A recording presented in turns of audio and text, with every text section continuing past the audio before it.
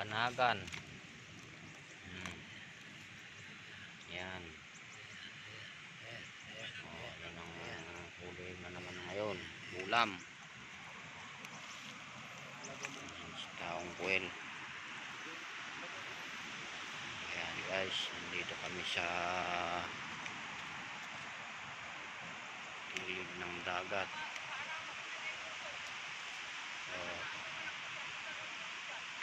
Ayan o.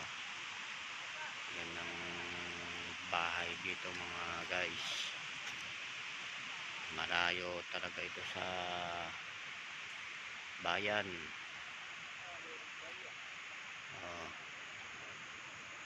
Mga kasama namin may kubo-kubo guys.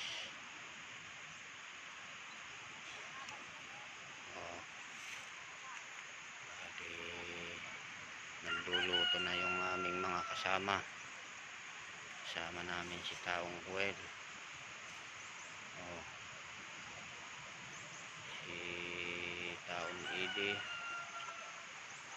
guys.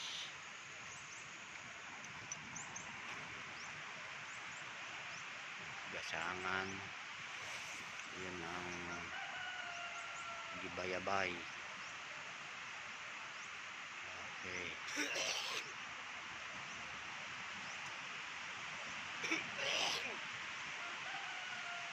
Thank you guys.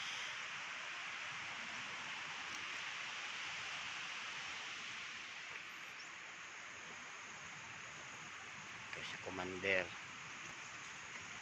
tayo ngayon at mag-aagahan na ang aming mga kasama.